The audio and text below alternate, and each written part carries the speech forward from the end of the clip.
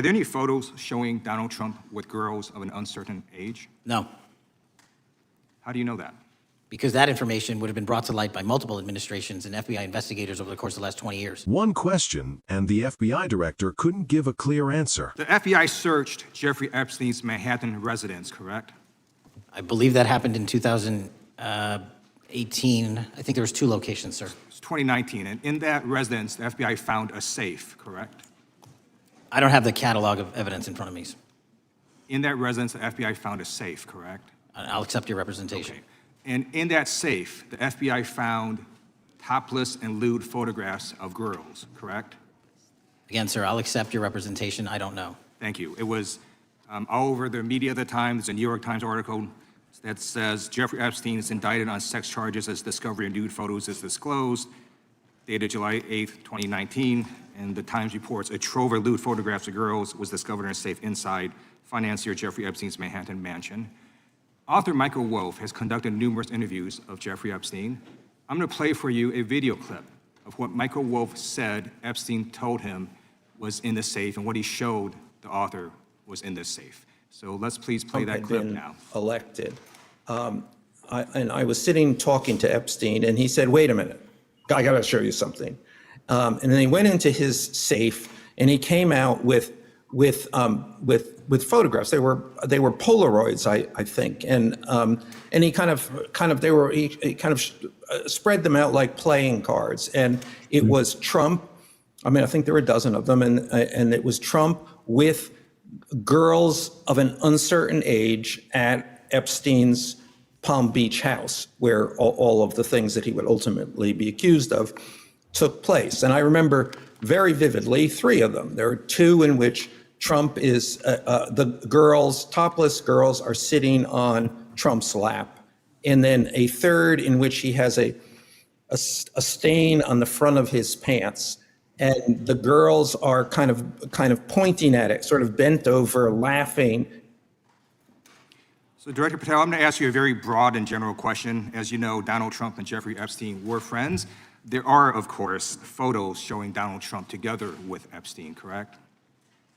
I don't have the entirety of the photographs, but I think they've been photographed in public together. All right. Are there any photos showing Donald Trump with girls of an uncertain age? No, How do you know that? because that information would have been brought to light by multiple administrations and FBI investigators over the course of the last 20 years. Well, you know what? That's just not true, because no one knew about the creepy birthday message that Donald Trump wrote to Jeffrey Epstein until the Wall Street Journal disclosed it, and then all of a sudden, the Epstein estate provides it to Congress. Well, So certainly, you weren't there at the search. You don't know what Epstein may or may not have done with those photographs even prior to the search. Maybe someone has it. Maybe the Epstein estate has it. You raise a great point. So I'm going to ask you, have you asked to talk to Michael Wolff? You raise a great point. I haven't personally asked to talk to Has the Michael FBI Wolff, asked? but you the to Michael Wolff? FBI, I'll get back to you if the FBI So specifically Michael asked has ever. about 100 hours of testimony of Jeffrey Epstein. Wouldn't it be good for the FBI to interview Michael Wolff? I'm not saying they haven't, I just don't know. Has FBI subpoenaed the tapes that Michael Wolff has conducted of Jeffrey Epstein? I don't know. All right, so if you could provide us an answer, that would be terrific. Well, let me ask you this question then. Have you looked at all the photos in Epstein files?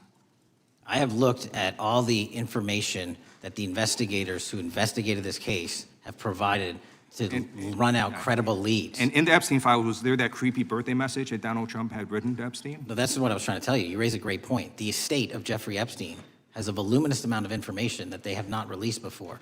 Okay, so that's great. So wouldn't it be great if FBI subpoenaed the estate of Jeffrey Epstein for all that information? The estate is under no obligation to provide that material, even pursuant to a subpoena. That's a great point. Yeah, that's just false. Okay. That's just false. You're the frickin' FBI. You can subpoena the information from the estate, and you better do that. I'd like to move literally on. not how it works. I'm going to move on now and talk about Epstein's client list. You confirmed that it exists. Attorney General Pam Bondi confirmed earlier this year that it exists. I just want to ask you a simple question. Is Prince Andrew on Epstein's client list? The material related to Prince Andrew has been made public. Is Prince Andrew on the client list? We have released the index of names All right, that were in Jeffrey Epstein's. Is Donald Trump on Epstein's client list? The index has been released, and the index will speak for So I'm itself. just going to say, America, there's a huge red flag. The FBI director could not answer Gentlemen. whether Donald Trump was on Epstein's Gentleman's time client has list. expired. I Chair yield now back. recognizes the gentleman. What this moment really shows is how much of this story is still unresolved. When Congressman Ted Lieu asked direct, factual questions, the answers from FBI Director Kash Patel weren't clear, and that's the issue. In a case tied to someone like Jeffrey Epstein, where the scale of harm and the number of potential connections are so serious, uncertainty isn't reassuring, it raises more questions. From a broader democratic perspective, this highlights something important. Institutions must be transparent, especially when powerful individuals could be involved. This isn't about targeting anyone.